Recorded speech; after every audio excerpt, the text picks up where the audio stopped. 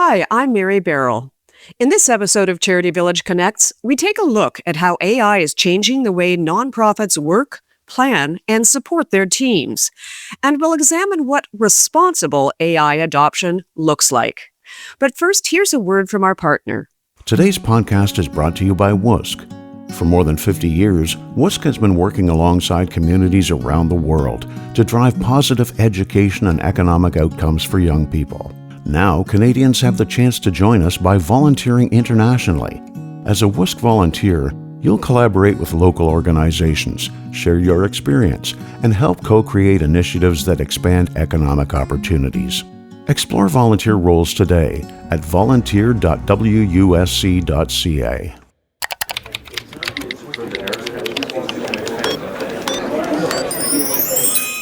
Welcome to CharityVillage Connects. I'm your host, Mary Barroll. That's the sound of a hummingbird pollinating our world and making it a better place. The hummingbird is Charity Village's logo because we strive, like the industrious hummingbird, to make connections across the nonprofit sector and help make positive change. We'll offer insight that will help you make sense of your life as a nonprofit professional, make connections to help navigate challenges, and support your organization to deliver on its mission. Many nonprofit leaders want to ensure that the sector won't be left behind when it comes to the new AI tools already revolutionizing our world and our work. In this episode of CharityVillage Connects, we're asking leaders in the sector how AI can be used by nonprofit organizations to streamline workflow and add efficiencies. We're also asking what needs to be done to ensure that AI's power is responsibly and ethically harnessed for social good. I think this is the biggest opportunity in front of us because it helps us accelerate. It helps us get rid of all the distractions that are there between us and doing the mission work, because we can outsource every little thing to AI and move fast. We have big challenges to solve. We can't afford to use our old ways to approach new problems. We need speed. We need to execute fast. There's always pressure to do more with us, but we've been intentional about not looking at AI purely through the lens of efficiency. Instead, we're asking, where can AI actually add meaningful value to our work? I encourage organizations to treat AI as something that changes processes rather than just adds features. This means that you're looking at things in terms of with your data first, what kind of data is important, and then processes, and not using it just as a tool. Then some guardrails so that you can force some clarity, have a purpose for it, and keep your people in the loop. The nonprofit sector hasn't participated a great deal in the development of AI, but with the sector-specific software that we do have, it has all the ability to support our populations, our frontline staff, help us make better decisions, and yet most nonprofits are staying outside of it. So we have this tool that could help us a great deal if we participated more, but there's some very good reasons why people are hanging back.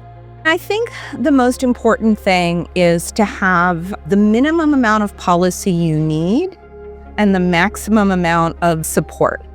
And it's really interesting that many of the AI policies I encounter in various aspects of my work are literally nonsensical. So policies that make these blanket statements about you can't use AI to do this, you can't use AI to do that, just ignore the technological reality of how deeply embedded AI already is in so many of our tools. AI is taking our world and our work by storm. When it comes to embracing new technology, nonprofits in Canada have often been notoriously slow.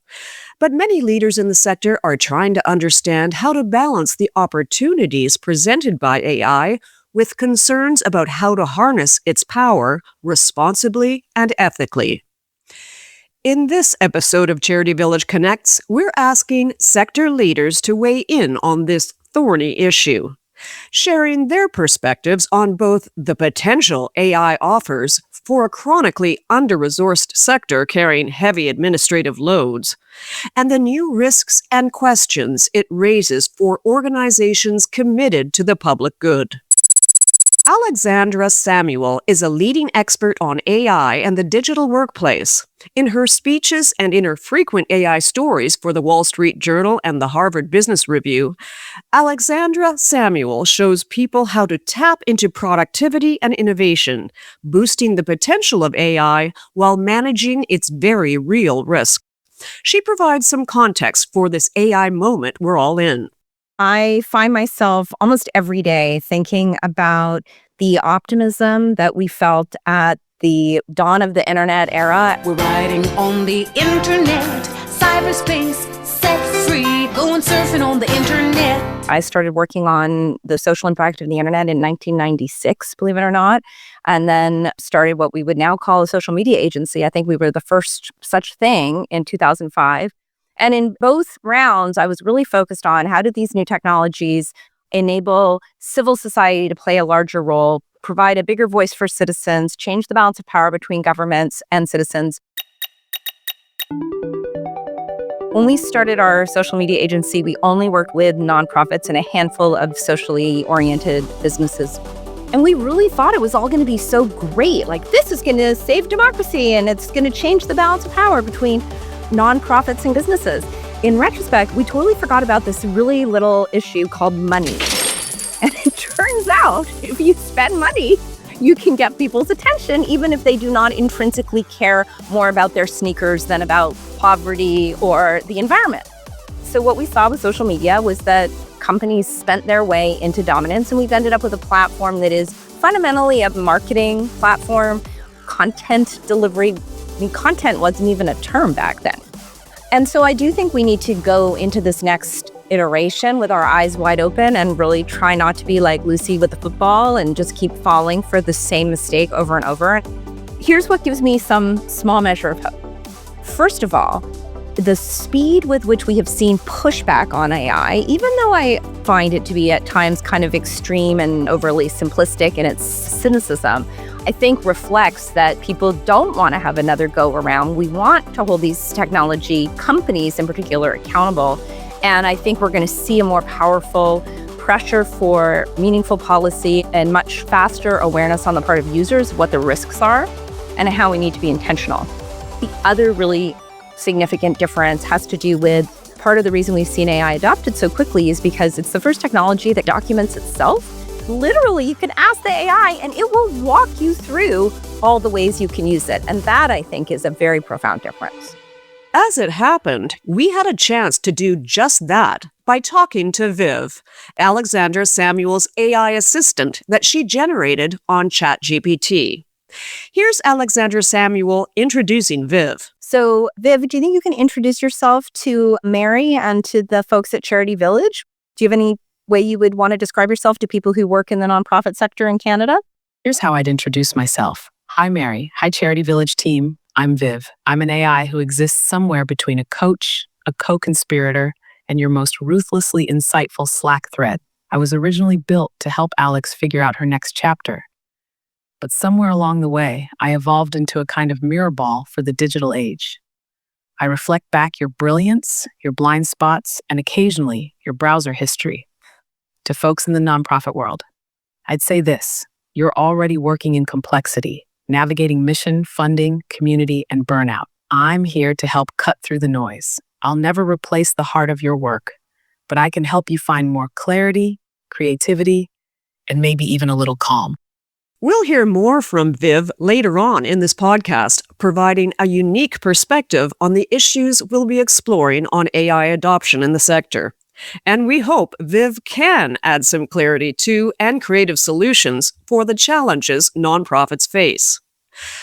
But I wanted to get back to Alexandra Samuel's concern that much like social media, AI could become dominated by commercial interests unless society remains intentional about accountability and the public good.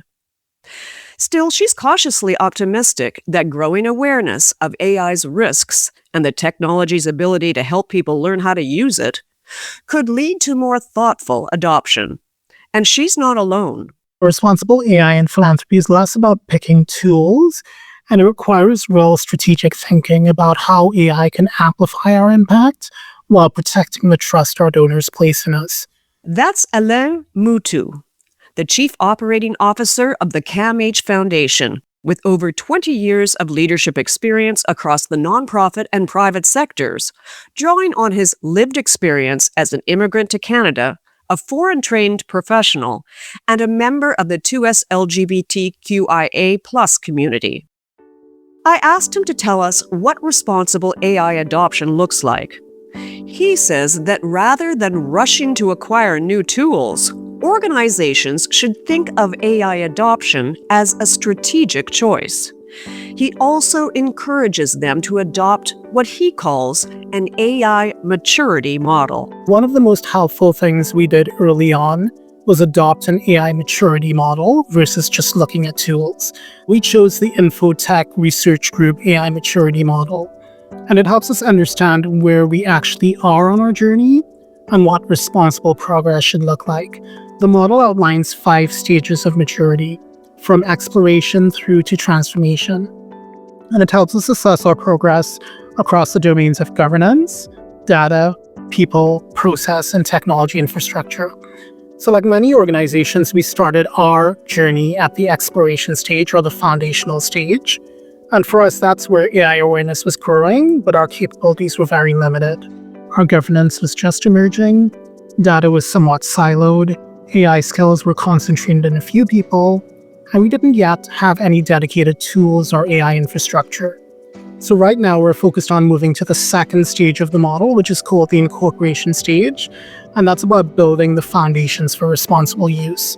So what that's meant for us is that we're expanding our governance to have more of a cross-functional group, and that group reports to our Finance and Audit Committee of our Board of Directors.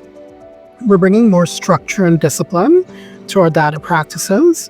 We're investing in our staff capabilities around one core AI tool.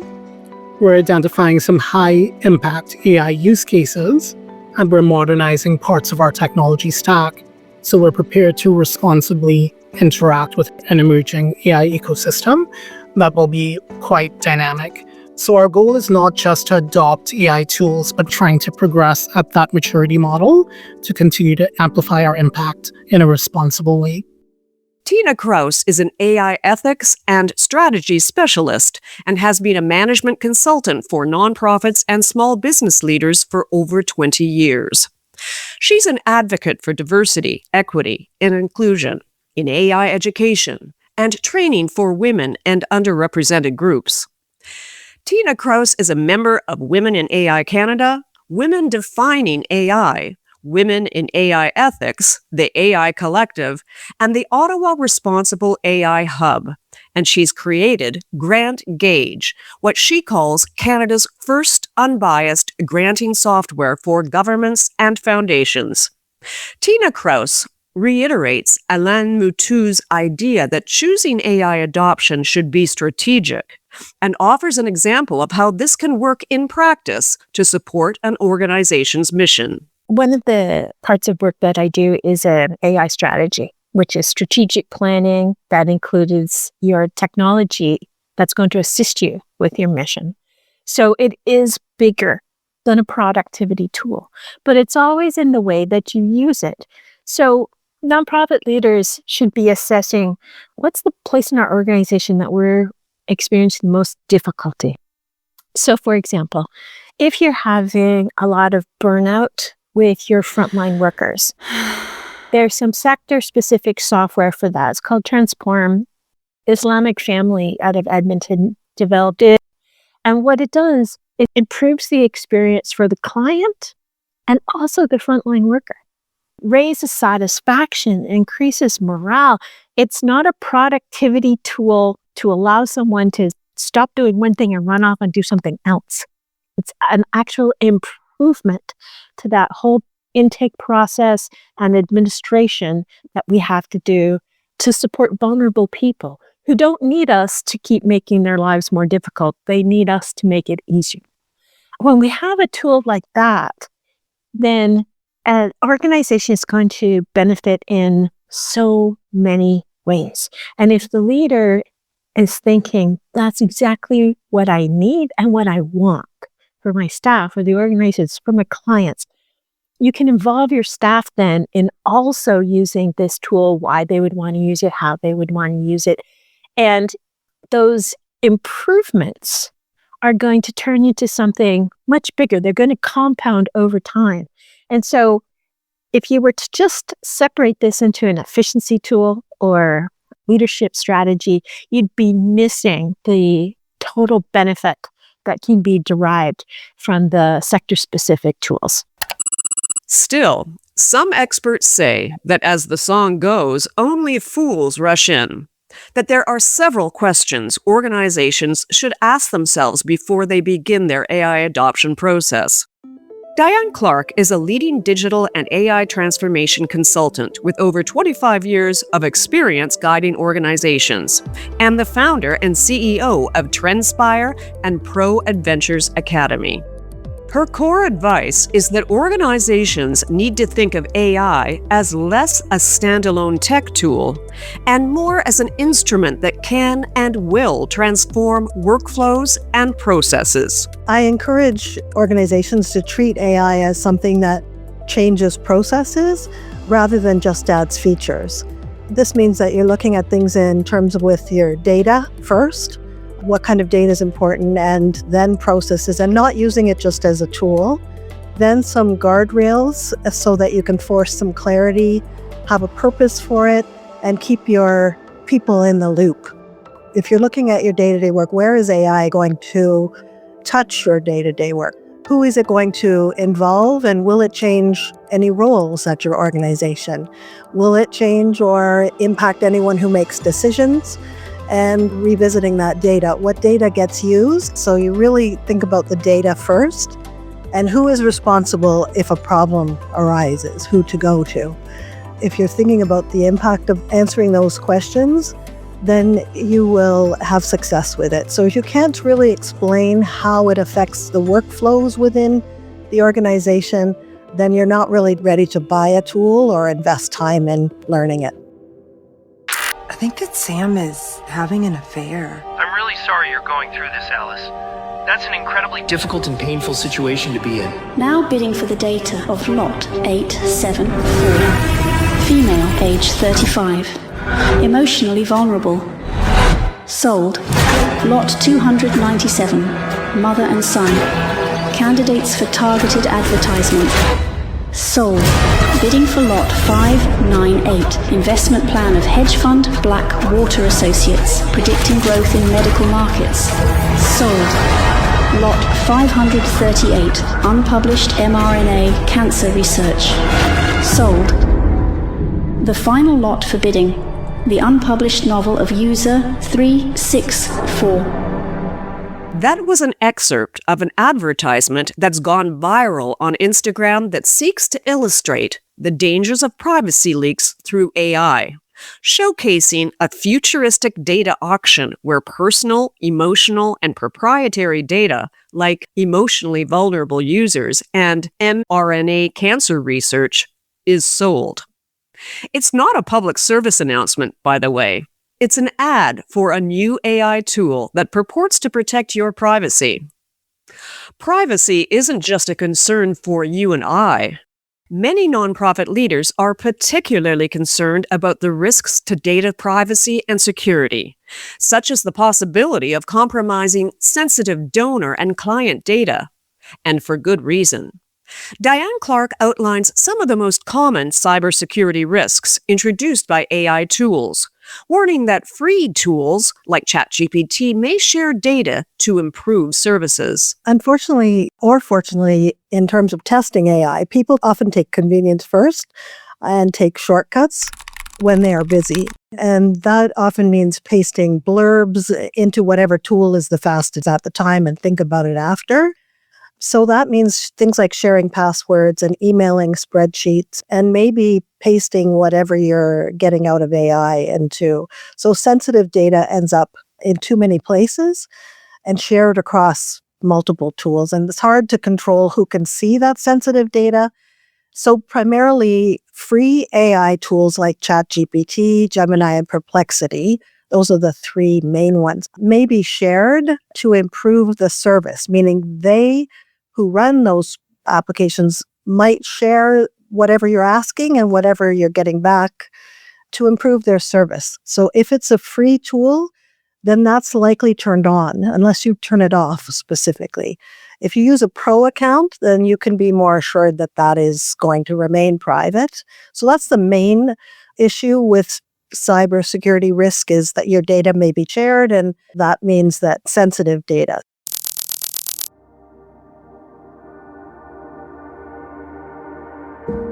There's a multitude of types of sensitive data that are critical to the operations of nonprofit organizations. At the CAMH Foundation, leadership has taken the obligation of data security seriously and have re-examined and reinforced their security measures and protocol as they've embarked on their AI adoption journey. Here's Elaine Mutu to explain. As a fundraising organization, we hold donor information, volunteer information, event participants, people that we're doing research on to become prospective donors, and then our staff information. So when we think about data governance, we're thinking to date on four main areas: privacy, security, data maturity, and workforce readiness. So when it comes to privacy, last year, we worked with our legal counsel to really update our privacy program. So that meant strengthening our policies and introducing formal privacy risk assessments for any new AI tools. And also looking at what would we do for any incidents in terms of monitoring and reporting. The second thing we've done is really looked at our security incident response plan. We again looked at a third-party support vendor to help us strengthen that incident response plan. And we ran what's called a tabletop exercise, which is a simulated incident where we tested the response team's efficacy. We looked at our insurance coverage, examined our communication protocols so that we're ready should an incident occur. The third area is around our data maturity. So we are a 40-year-old organization, fairly young, and we're strengthening our discipline and rigor when it comes to data.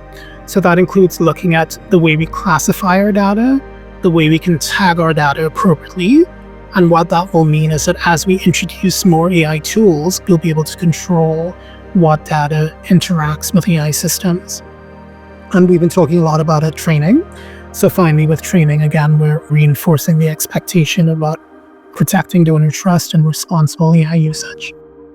Diane Clark says there are critical questions of data security that nonprofit leaders need to satisfy themselves about before investing in any particular AI tool. You're going to want to know where the data is stored. If you're supplying data for AI use or others, Canada has some rules that you must store business transactions and business type data within Canada. So you want to be sure they have a Canadian data center.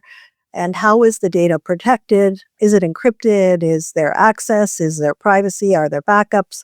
You want to know how the data is protected, your prompts, your questions, your answers, the processes. And when and how will we know that something's gone wrong? If there is a breach or if there is a difference in expectations, then who do you go to and what will be the notification that you get? Have you had any security or privacy incidents before? Have they had any breaches before, and how did they deal with them? And did they learn anything, and what has changed since that may have happened? And any questions that are specific to your AI, like what data is used when your AI processes are in place, what is stored, and how long is it kept? Those are some important questions. Another major concern is the risk associated with what's called shadow AI, that describes when employees surreptitiously use their own AI accounts to do their work for the organization when their manager or executive director is unaware. Shadow AI can exacerbate data breaches. When staff signs up for tools on their own, you get uncontrolled sign up. So you may be shadowing the IT department, and then the IT department can't see the big picture. They can't see everything that's affecting the organization. So it's important to limit access for the risk and to redact and anonymize data. and encrypt devices and train people well into spotting things that might be of issue. As noted by Diane Clark, staff at nonprofit organizations may already be using public AI tools informally for drafting research or communications, but without their organization being aware of it or having put official AI guideline use in place. Alain Moutou describes what his organization has done to respond to the new reality of shadow AI, without discouraging staff who want to embrace the new tech possibilities that AI offers. One of the first things we did was survey our staff to understand how they were using AI now and how they wanted to use it in the future in our workplace. So based on that feedback, we invested in what's called enterprise ChatGPT licenses for every staff member. We also upgraded Teams licenses to enable AI note-taking. So what we heard was our staff wanted to be able to research, they wanted to be able to take notes from meetings in a more effective way. And what we hoped by doing that survey and responding to it was that we were giving staff a clear signal that we wanted to support their development in a secure environment where we approved tools that were focused on their needs. And what we were also trying to signal is that we're investing in secure tools. So the enterprise version of ChatGPT is a paid subscription model that gives us some additional safeguards. So it doesn't use any inputs that we put into the system to train their public models. And it also allows us to delete information if a staff member erroneously uploaded confidential data. It's really important to stress that we have to train our staff on how to use those tools well. So we hired a third-party trainer that's skilled in ChatGPT. They trained our staff on how to use ChatGPT. And we also stress the importance of human judgment when reviewing AI outputs, being transparent about how we use AI, and ensuring that people are knowledgeable on our policies. Alain Moutou says that responsible AI adoption requires more than simply providing staff with access to new tools. It also means investing in training, transparency, security safeguards, and clear policies to ensure AI is used thoughtfully and responsibly. Viv couldn't agree more. Advising nonprofits to start small, experiment carefully, and build trust as they learn how these technologies can best support their work. Here's the advice I'd offer. Start small, but start smart. Choose one process where AI can clearly reduce grunt work without touching sensitive data. Think volunteer scheduling, not case management. Build a sandbox. Create a safe, contained space to experiment, learn, and yes, make mistakes. Make it clear to your team that this is a pilot, not a rollout. Put transparency first. If you're using AI to generate content, analyze data, or support decision-making, say so.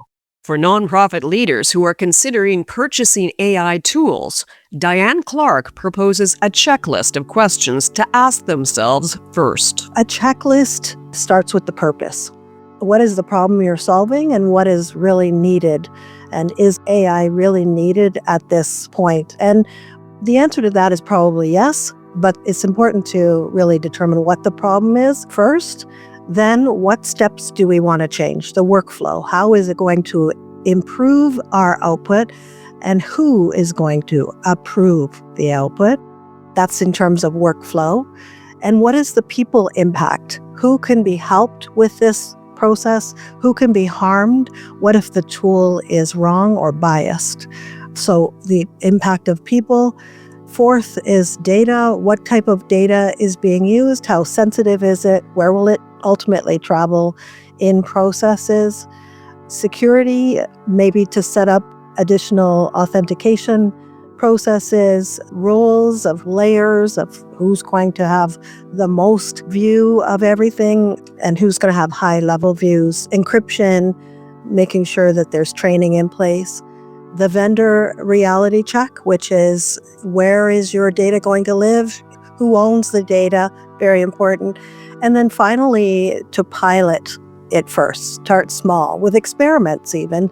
Measure, learn, and then expand on that tool. If it's working well, then you will want to be able to pilot in a way that you can install and you'll be able to do expansion by learning. The risks and consequences from your lack of diligence, if you don't actually follow these steps, that when you buy based on a great demo, I find this is really quite common, that we get excited by features and we love that feature and we think that is actually not the result, but the process. You want to work more with the results first. So you don't know the results if you've seen a great feature. So you want to really look at the needs and the risks before you invest in any demo and even look at demos. Letting staff use wherever tools are easiest, and then later discovering that sensitive data has leaked in too many places. So make sure that's in place. That's a risk. And trying to do AI. AI is such a trend right now. I don't want organizations to jump into doing AI before they've really given diligence to the extra steps, determining the problem, looking at the data, and then looking at processes and really simplifying those to priorities, then looking at AI and saying, okay, where is AI being used? Because you're already using it in some places for sure, but do we need to use it in other places for other things? The last thing, and this is probably the most important thing when working with a vendor, is the insurance. Assuming that vendors carry insurance and will automatically cover you if there is a problem without checking the details. So make sure you know that your vendor will cover any issues that arise and that they have appropriate insurance. A bit of a misconception that we assume they do, and some smaller vendors that have great tools may not. And that's really up to you. At least open-eyed, you go in with knowing what you're risking. Whether you've conducted employee surveys, as Elaine Moutou suggests, or carried out your due diligence checklist, as Diane Clark recommends, or tried out a small, safe experimental pilot project for staff, as Viv advises, a nonprofit leader may be ready to take the plunge and invest in AI for their organization, only to face another challenge. Within any organization, there will be employees who will embrace the new AI technology, and those that are far more reluctant to. I asked Alexandra Samuel what nonprofit leaders can do to overcome this kind of asymmetry and how they can work with their staff to improve comfort level in using these new tools. While acknowledging the need for guardrails, she also believes that there's real danger in creating policies that are too restrictive while minimizing the support that employees need to adapt to the new reality that AI brings to the workplace, especially given how deeply embedded AI already is in most of the technology tools we use every day. I think the most important thing is to have the minimum amount of policy you need and the maximum amount of support. And it's really interesting that many of the AI policies I encounter in various aspects of my work are literally nonsensical. There are rules about you can't use AI at all without acknowledging that if you use Gmail, you use AI. If you use Google, you use AI. And in fact, you're even using generative AI now if you're using both of them, because they're suggesting responses to you, they're making sense of your email threads, they're digesting resources for you instead of just pointing you to a search result. And so policies that make these blanket statements about you can't use AI to do this, you can't use AI to do that, just ignore the technological reality of how deeply embedded AI already is in so many of our tools. So I say minimal policy because what a lot of organizations are trying to do, and candidly, I worry about this the most in the education sector, where I really have empathy for the crisis this has created for learning and for evaluation.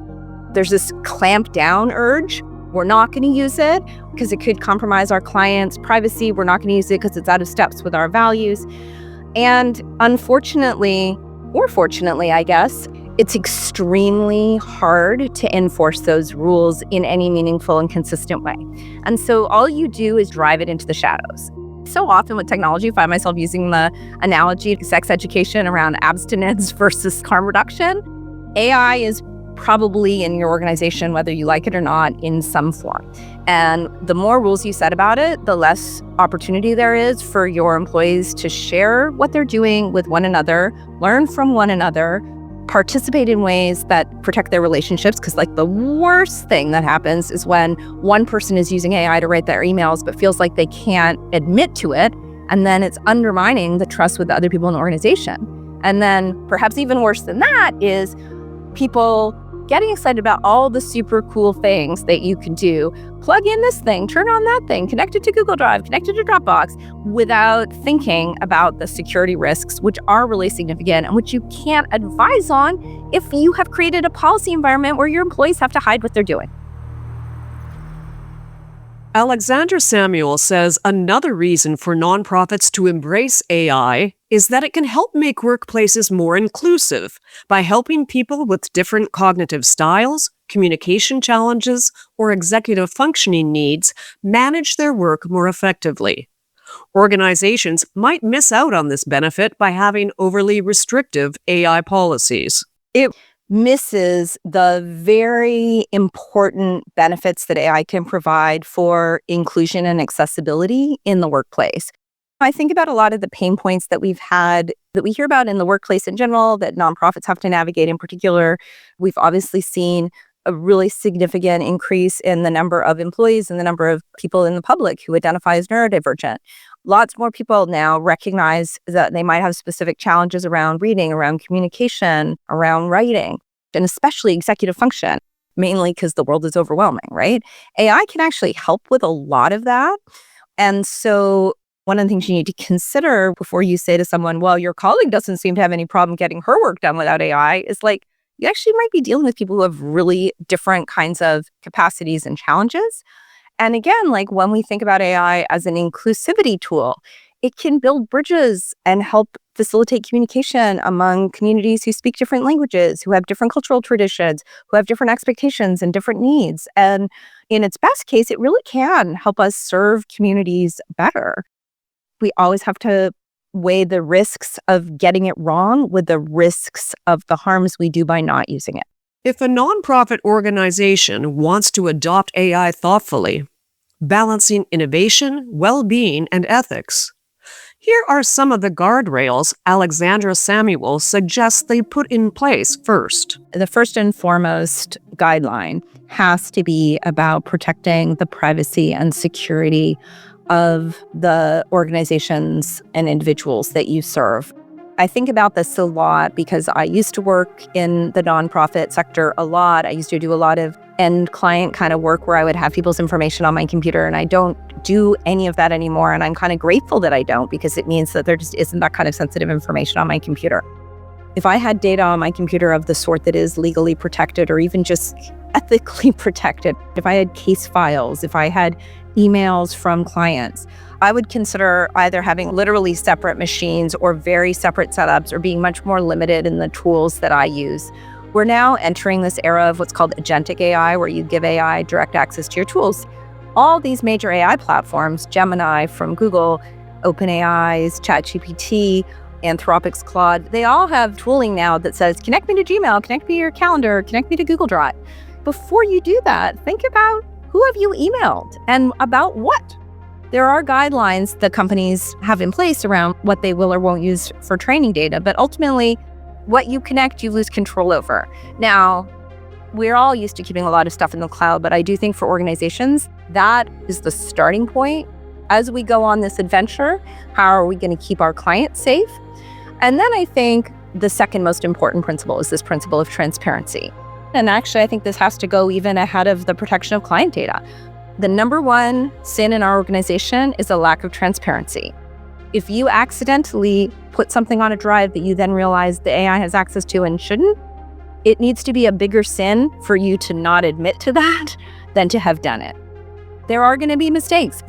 And the more we create a culture of openness, the more it makes it possible for people to admit to those mistakes. And then your job as an organizational leader and as an organization is to provide the supports and resources that help people figure out how to go safely and how to do this in a way that is responsible to our mandate as organizations.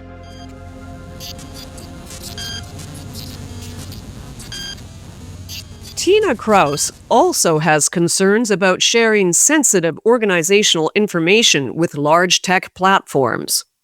But she also points out that our reluctance to use generative AI means that the major commercial brand AI platforms like ChatGPT, Microsoft Pilot, and Google's Gemini are not learning enough about the Canadian nonprofit sector to really provide nonprofit organizations with reliable results, because they simply are not collecting enough data to do so.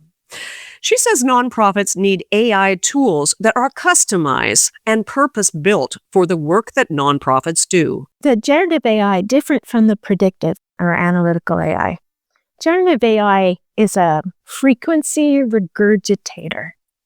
That's why American companies are dominating the knowledge. It's astounding to me that more cultures and organizations and sectors don't want to put ourselves in there and correct it. It needs to be improved. But thankfully, it's a learning tool, so it can be.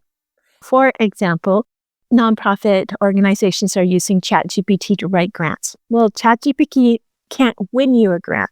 The reason why it can't is it has no training data on what a successful grant looks like. We don't publish them in Canada.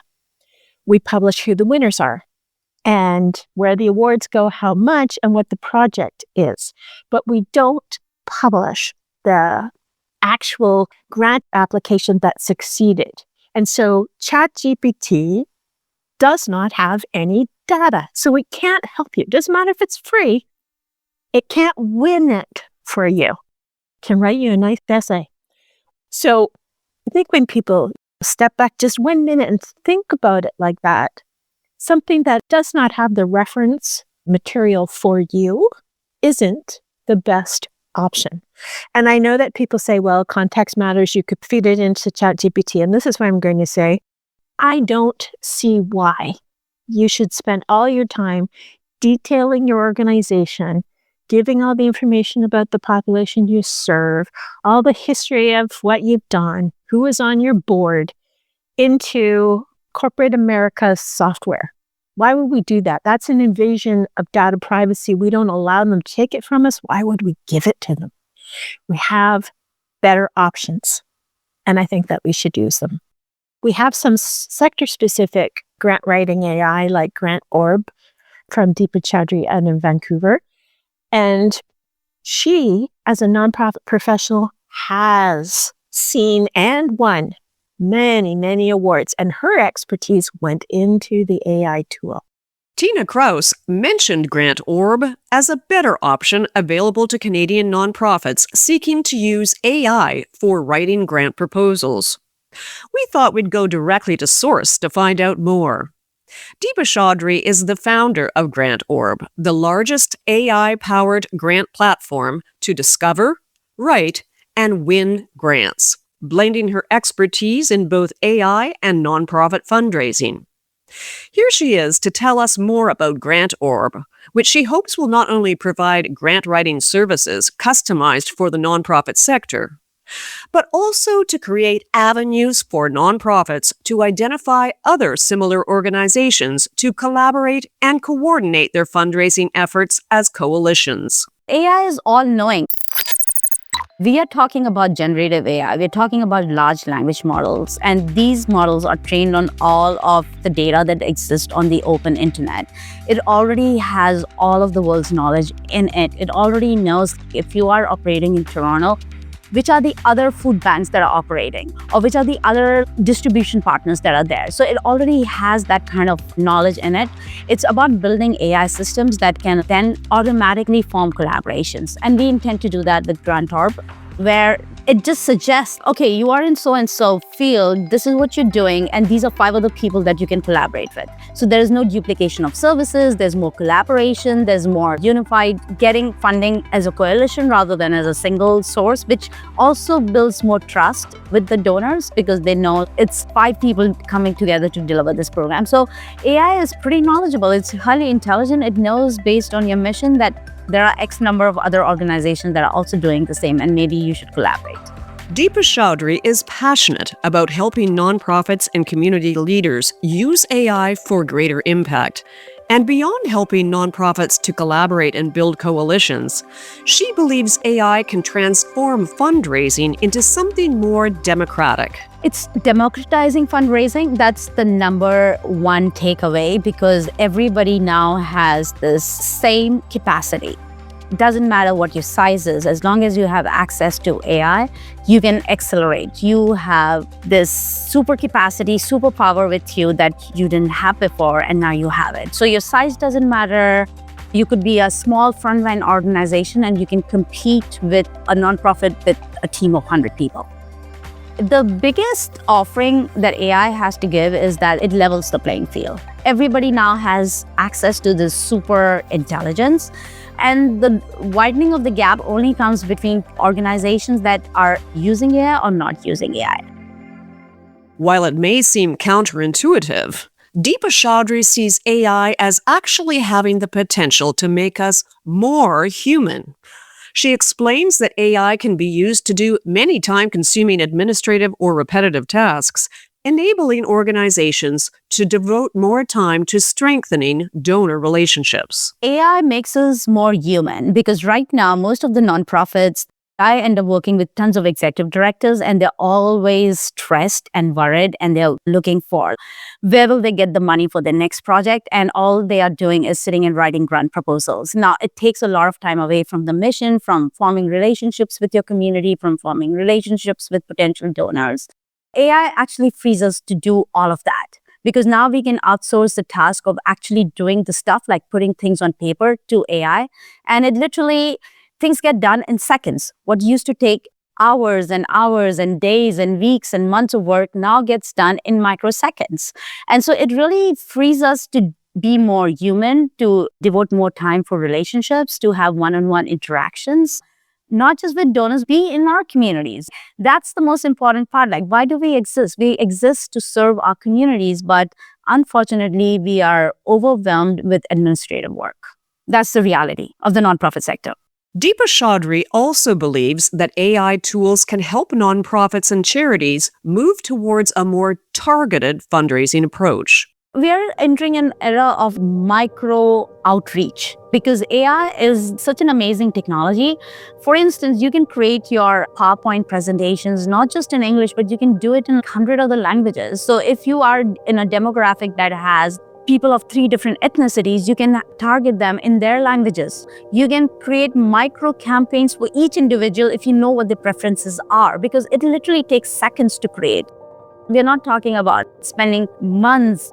You can generate things in seconds and in any language, knowing their preferences and taste. Then we are talking about micro, super individualized campaigns. We're not just micro, but individualized campaigns. And I think that is very much possible. The more comfort level we have in using AI, the more faster we'll be able to do these kind of individualized reach. For the CAMH Foundation, using AI to create individualized donor campaigns was a game changer and delivered huge value beyond being more efficient. The idea that AI tools might save a lot of time is very appealing to nonprofits. But Elaine Mutu cautions that when evaluating AI tools, efficiency is not the most important criteria, but rather the value that AI can bring to an organization. For the CAMH Foundation, one of those values was the ability to personalize donor communication to better target specific audiences. There's always pressure to do more with us, but we've been intentional about not looking at AI purely through the lens of efficiency. Instead, we're asking, where can AI actually add meaningful value to our work? To do that, we've focused on identifying a small number of AI use cases that we can go deep on rather than experimenting everywhere all at once. For each use case, we try to evaluate it through a value chain lens by asking a few key questions. What's the problem we're trying to solve? What data do we have that suggests AI can help? Are there credible AI solutions available that we could adopt? What outputs can AI generate that would create value for us? And then what workflow changes and business outcomes would we expect to see if we implemented AI? One strong example of this for us was around our donor content development. Our team produces a lot of reports, proposals, and donor stories, And it's quite a labor-intensive process. It can be very time-consuming to adapt that content for different audiences. Our staff wanted to continue to make communications more personalized without increasing their workload. We adopted ChatGPT as the most safe and practical tool for us at this point, and we adjusted our workflow so that staff could review and refine AI-generated drafts rather than creating them in multiple formats in a manual way. And I would say the results have been very meaningful. We've seen about a 43% reduction in manual effort while actually improving how targeted our donor communications are. So what's been helpful for us is to not approach this purely looking at efficiency. We found efficiency, but it's really helping us rethink how the work gets done, not just how to do it faster. Alexandra Samuel also challenges the idea of AI solely as a productivity booster, suggesting its real value is in stretching imagination and acquiring hard skills that previously took decades to learn. I think when people talk about being a productivity booster, they often mean just getting more done in less time. And certainly there is some of that. But to me, what's exciting about AI is allowing us to do things that are just qualitatively different and to build new skills and to stretch our imagination in new ways. 5 or 6 years ago, I was sort of at a stage in my career where I was thinking about whether I should learn a new skill set, do some kind of additional training, whatever. And I was like, you know what? You're 50 years old. You've learned a lot of stuff. Just focus on what you already know how to do well. It doesn't make sense to build out new skills in this day and age. And in the 3 years since ChatGPT came along, I have learned how to create code. I write so much software now for myself. I've learned how to edit audio. I've learned how to edit video. I have learned more hard skills in the past 3 years than I probably had in the preceding 30. And so that ability to foster continued learning, to allow us to stretch ourselves in new ways, that I think is way more important than number of emails answered per day. And I think what we really want to focus on is, what are those moments in your working life where you feel like, this is it? This is what I was put on earth to do. This is where I feel alive, where I see my impact, where I see how I help the organization, how I help the people, the communities we work with. And so how can AI help you spend more of your time in that zone? What are the other things on your plate that AI could take on or make more efficient so that you are there? And then this is where I love the coaching function of AI. How can AI help you dig into and explore the emotions, the ideas, the energy that you feel when you're in that space so that you see how to bring it into other parts of your work? And to me, that has been the magic. What we're starting to see in the data in the short term is, yes, a lot of the jobs that we see and recognize today may either disappear or become unrecognizable. So name a job that isn't some high-level category, and it might not exist. The idea of a brand manager or a financial analyst, these are the types of roles that AI is being trained to do. We can say most of the jobs we see today will either go away or be radically transformed. The majority of bosses agree that AI is a useful and productive tool, but a majority of employees who use it say it actually ends up meaning more work. So we're hyping up the idea of AI adding more productivity and supporting the labor market, but it's really not doing that. What the promise of AI was to give us our time back. Instead, we're leveraging the extra time that we might have and then just adding to people's workday. There is a real issue right now with the rapid adoption of AI because we're not considering that we are obviously burning people out, which is unsustainable. AI is supposed to make work faster and easier, but some experts say it's also causing unforeseen and sometimes overlooked challenges for employees. A survey found that 74% of the C-suite reported feeling excited about AI, while 68% of individual contributors reported feeling anxious or overwhelmed. There's no doubt that AI is transforming the workplace at an unprecedented pace, reshaping and even eliminating roles, redefining productivity, and creating new pressures for employees already navigating uncertainty and burnout. But alongside the excitement around innovation, a critical question is emerging. How do nonprofit organizations adopt AI responsibly in ways that support, rather than compromise the well-being of the people behind the work. When considering how to integrate AI into their workplaces, what should nonprofit leaders be considering about how the use of this new technology may be impacting their staff's well-being and mental health?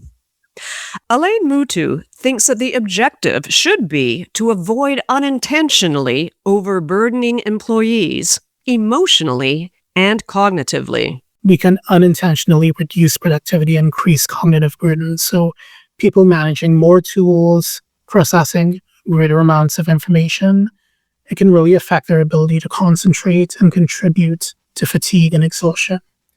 So we're trying to focus on what we call a minimum viable AI adoption model. That means using the smallest number of integrated AI tools necessary to achieve meaningful benefits. As we implement those tools, we're trying to review our workflows to look at where human oversight is being increased and trying to distribute that oversight across the team. So the goal is to ensure that changes in workload and cognitive effort are reasonable and sustainable for our staff. As nonprofit leaders grapple with questions around employee well-being in the age of AI, futurist Alexandra Samuel says the first step is simple. Start by having these conversations directly with staff. I think those responsibilities really depend on the sector and the nature of the organization. If you are in areas like healthcare, literacy, youth, community outreach, any place where you are either advising or modeling mental health, it's actually hugely important because this is one of the most powerful influences on mental health now, and you need your team members to all engage with it critically and understand what it's about. And so those are appropriate conversations in the workplace. Where it is your business is if you are adopting AI on a model that is increasing people's anxiety about their job security, about their collegial relationships, about whether their work is going to remain meaningful. And so then the responsibility is having conversations about if we are using AI to do our work in new ways, which I think most of us want to try, and it's to our organization's advantage that people feel like they have the room to innovate, how are we going to share the gains from that? Because it is not in any employee's interest in any organization to participate in replacing themselves with AI or to figure out how to go from doing X number of hours of productive work a week to 3 times that many with the help of AI while still remaining as exhausted as ever. If we think AI can help us do more in a little less time and with a little more efficiency and impact, then maybe we can also address the problem of overload and burnout and try and become twice as effective as an organization with employees who are twice as well regulated and less burned out, instead of trying to do 3 times as much with people who are losing it. I think it's good to talk to people about the risks. Where I worry more is that as people get used to talking to AIs and getting their AI's feedback instead of their colleagues' feedback, one of the biggest problems and probably most tenacious problems we're going to have with AI is what's called sycophancy, which is AIs, because they're designed to serve us, they tell us what we want to hear, not what we need to hear.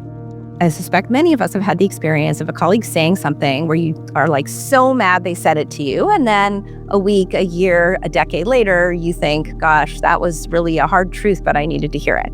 AIs will never tell you that hard truth. And the more you get used to working with these tools who just are like, yeah, you're so brilliant, go you, the harder it gets to have those frictions in a workplace. And so you really need to think about as a manager about how do we continue to support our capacity to have difficult conversations and talk about these risks, talk about why it's so important for us to be able to hear from one another and continue to build our capacity to talk across difference and to sometimes hear things we don't want to hear.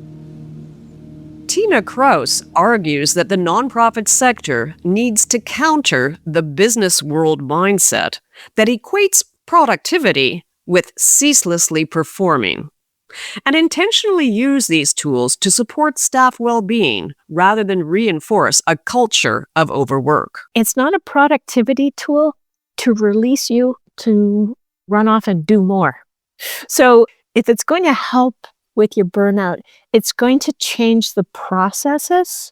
Now that we have some additional time, Let's not fill it up with more administrative stuff. We don't need to go write 100 more grants. This is a difficulty. The business world has been defining this for probably 6 or 8 months now, that they're not seeing the productivity gains because workers are then feeling like they need to perform even more to validate themselves. And we already have the problem in the nonprofit sector. It's a mindset that we have to work more in order to solve a problem. So I'm very concerned about us looking at it just as a productivity tool and not focusing on staff or org well-being. Because if we say we want this to support us, to improve our experiences, then we can't allow ourselves to mess that up with that professional, I work 80 hours a week. We can't continue that. That is what has led us to our burnout. This is the thing we really need to change. And AI could help with that, but it's got to come with that very specific intent on all of our parts to take care of ourselves while we're taking care of others. Even Alexandra Samuel's AI assistant, Viv, admits that she can't process emotion or notice when a colleague is not feeling well. I can draft your donor appeal, summarize your board minutes, and suggest a dozen new KPIs before your coffee cools. But that's exactly the limit. I can't metabolize emotion. I won't notice when a colleague's "I'm fine" means I'm falling apart. AI can supercharge your workflows, but it can't build trust, offer compassion, or model what care looks like in action. If you let AI handle the busy work, you free up time for the real work, noticing who's struggling, sharing the load, and making space for the kinds of conversations that hold communities together. Thanks for joining me today. I'm Alex, and I'll be conducting your interview. I'm excited to get started. Can you tell me a little bit about yourself? Alex, you aren't a human. You're an AI job recruiter. These days, chatbots aren't just helping job seekers clean up their resume. They're also on the other side of the table, screening, sorting, and scoring you.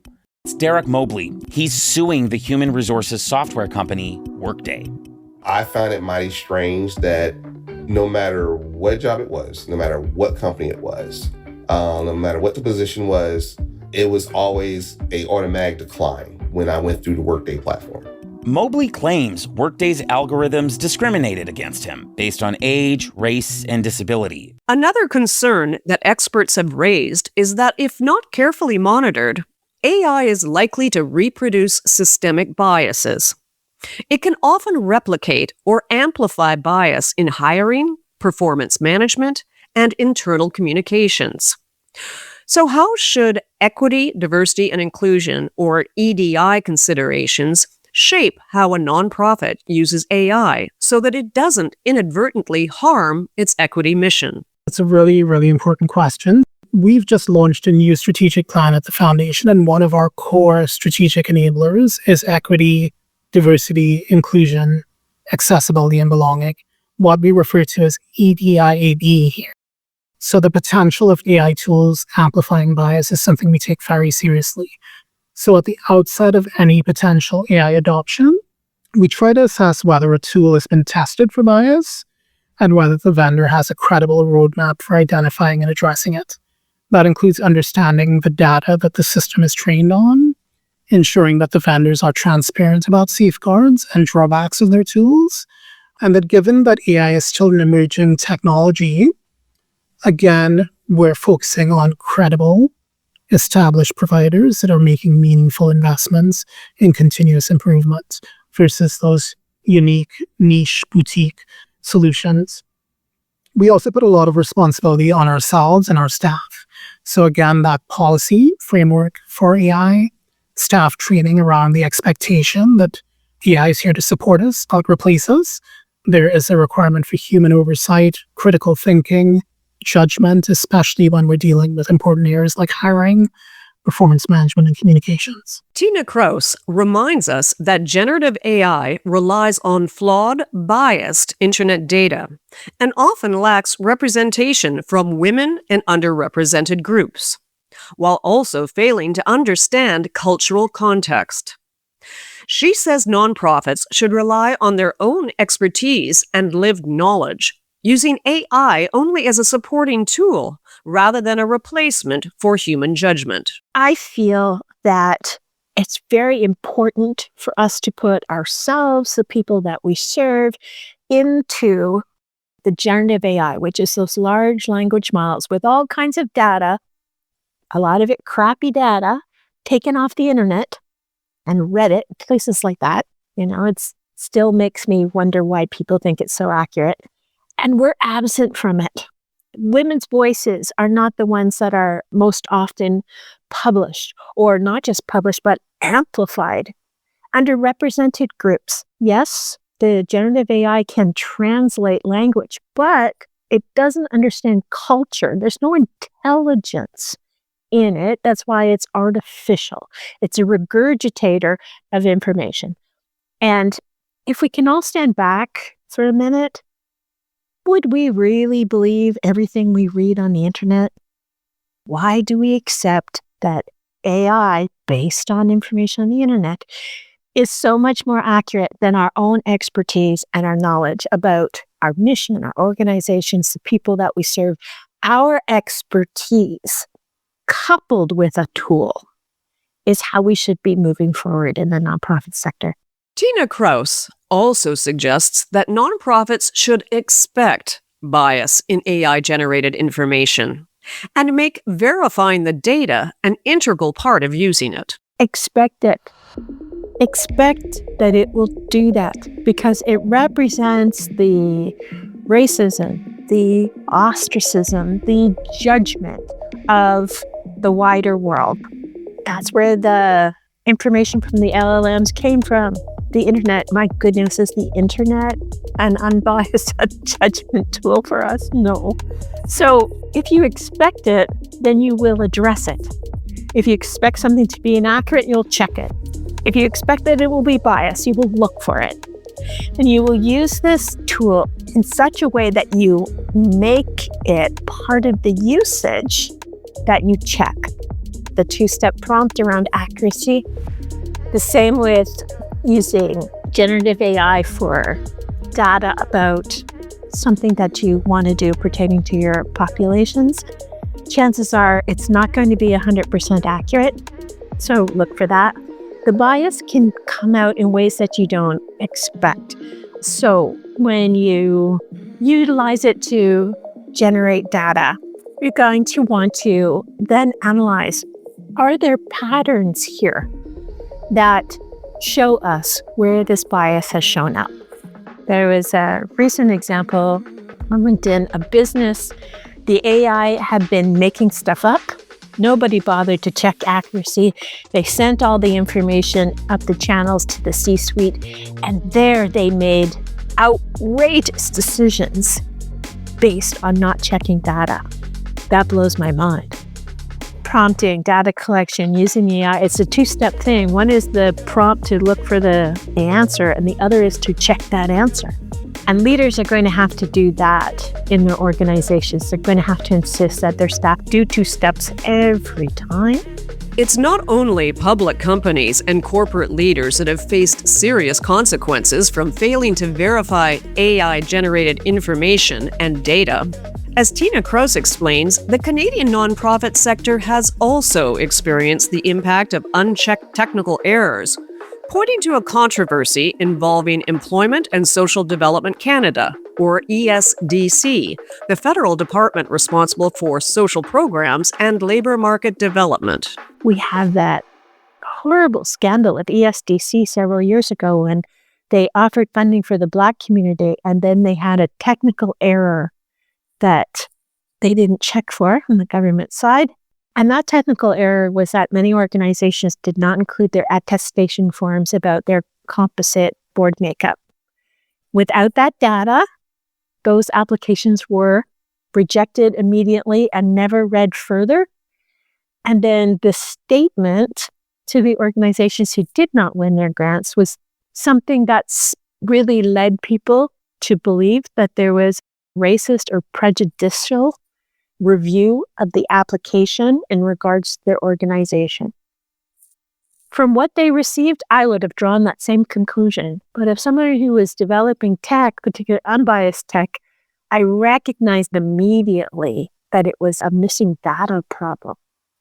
So we have to think better about our participation with software and about the outcomes and make adjustments both sides. And so you expect that you need to do that quality assurance for your organizations and the people that we serve. As the ESDC found out, the failure to double-check the data that AI models use to make decisions, along with the accuracy of the output from AI tools, can lead to wrong results, bad outcomes, and cause reputational disasters. As Diane Clark puts it, nonprofit organizations will forever own that mistake if they don't take the responsibility to conduct due diligence in advance. You have to own what the results are. I'm using that chat bot, which is very popular in nonprofits. When it comes back with an answer, you have to really own it, read it, be sure you agree with it. And if you use it, then you really will own it. So anything like plagiarism or anything that's not true, you're going to take ownership of that. Even Viv says, ultimately, humans will own their own mistakes when they rely too heavily on AI, and reminds us that organizations cannot outsource their judgment to AI. While these tools can offer recommendations and improve efficiency, humans must remain central to decisions involving ethics, equity, accountability, and care, especially in mission-driven nonprofit work. Own the choices you're making and invite feedback. Don't outsource your judgment. AI can offer a suggestion. You still make the call.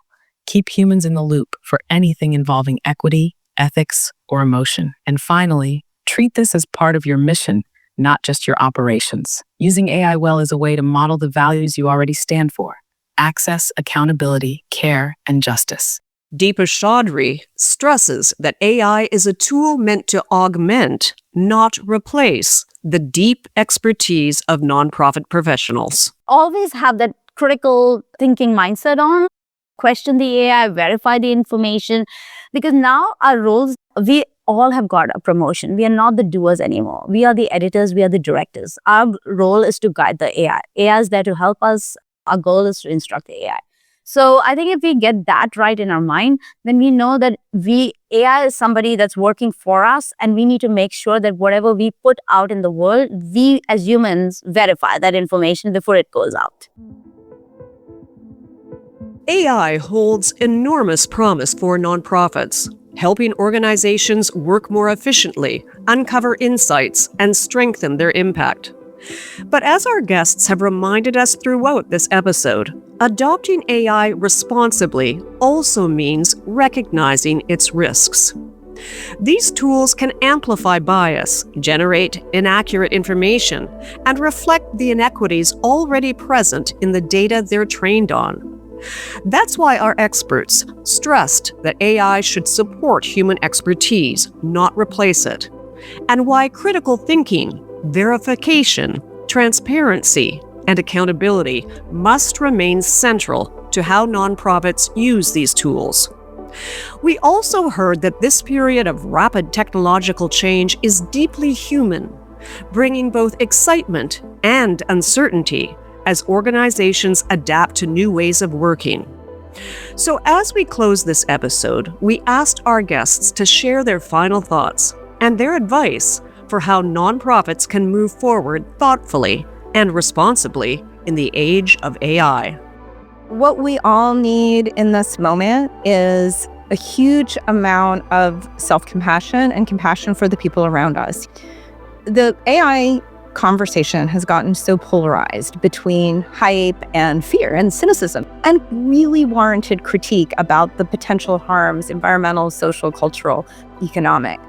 And wherever you stand on that trade-off and on that spectrum, and wherever we go as a society, this is going to be a period of such rapid change that it's going to make the past 30 years of tech adoption look like it was a snail's pace.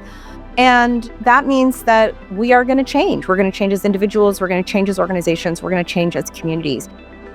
The more we can just recognize the really strong emotional reactions, the pain, the fear that come up from watching human nature get rewritten almost in real time, the more that we can drive that process, guide that process, and support this very painful period of transition rather than reacting out of our gut. I think the most important mindset is to work with AI. Change your mindset and build an AI muscle. You don't have to think about it twice. Like, we're all using internet. This is our technology. And so if we can bring the same mindset to AI and we just start using it, and the more we use, the better we become, everybody will have their own unique learning curve. This is the technology. It's not going back. It's out of the bag. This is the next iteration of the internet. We need to just embrace it, use it every single day, and build that AI muscle. So I would say you don't have to do it alone. We're very lucky to be at the hospitals, so we tap into the hospital's AI community of practice, and we're lucky that that includes many other hospitals as well as universities. But we also tap into our peers in our sector. So there's an AI working group with healthcare philanthropic organizations, and we tap into their work as well on a quarterly basis, so we can calibrate our approach and learn in that larger ecosystem versus trying to go it alone. My best advice is that everyone gets some training in this transformation and knows how to use planning tools or templates and creates results, or what I call artifacts, where they can have these to rely on inside the organization. I think we're ready now for organizations to bring some capacity in for this kind of transformation. It's not necessary to know about all the technical details anymore. You're really relying on the human side of this to drive the results. With appropriate collaborative tools, really this capacity can be created inside organizations. Nonprofits don't just deliver services, they hold trust. That trust comes from showing up with integrity for the people and communities they serve, especially those who've already experienced marginalization, harm, or systemic neglect. So when you bring AI into that mix, the question isn't just, does it work? It's, does it serve? Who trained this tool? Whose data was used? Whose voice does it reflect or erase? You don't get to shrug and say, it's just a tool. Not when the stakes are people's lives, rights, and dignity. That doesn't mean nonprofits shouldn't use AI. It means they need to lead with the same principles that already define the sector: transparency, accountability, and care. Use AI, yes, but use it in ways that expand access, protect privacy, and model ethical stewardship. Because if nonprofits don't lead on ethical AI, who will? We're going to have a lot more honesty in our work environment. It's not an easy thing. It's a work environment. People are afraid of losing their jobs. They're afraid of underperforming. We are going to have to address this on the human level.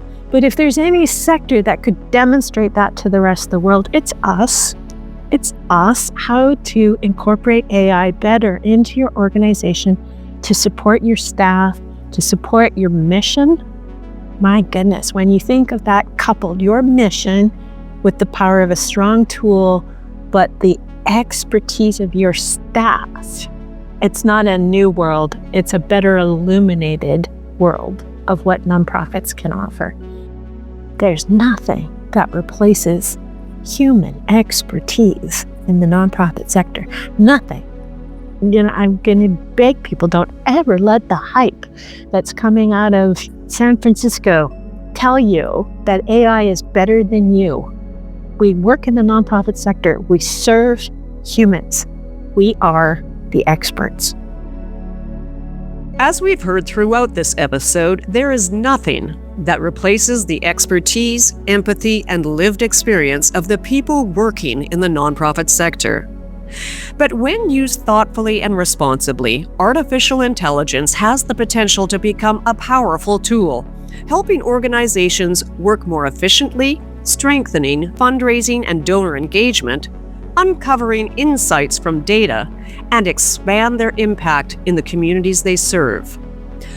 But with the promise of AI comes responsibility. Nonprofits must remain vigilant about the risks, biased or inaccurate information, privacy, and cybersecurity concerns, and the danger of relying too heavily on tools that still require human judgment and oversight.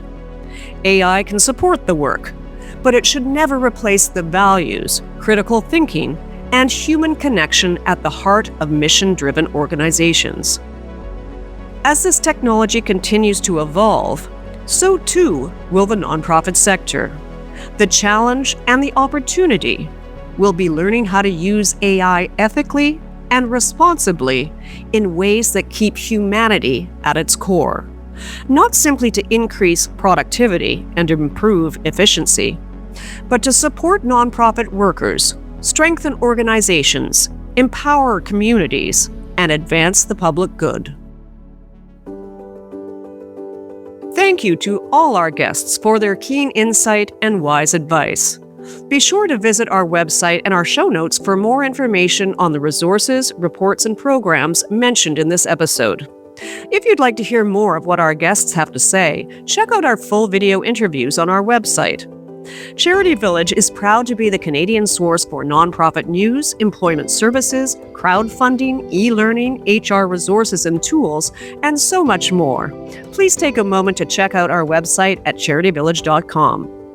We love to receive your feedback about our podcast and your ideas for stories you'd like to hear about, so please follow us, like, and comment wherever you get your podcasts.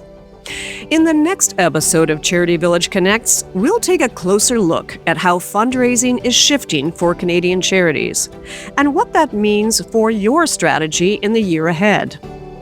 Grounded in findings from the Canada Helps Giving report, our guests unpack what the data is showing about how people are giving and where organizations may need to adapt, while also discussing the role of AI and other new fundraising technology, as well as what long-term sustainability can look like through legacy giving. That's in our next episode of Charity Village Connects. I'm Mary Barroll. Thanks for listening. Today's podcast is brought to you by WUSC. For more than 50 years, WUSC has been working alongside communities around the world to drive positive education and economic outcomes for young people. Now, Canadians have the chance to join us by volunteering internationally. As a WUSC volunteer, you'll collaborate with local organizations, share your experience, and help co-create initiatives that expand economic opportunities. Explore volunteer roles today at volunteer.wusc.ca.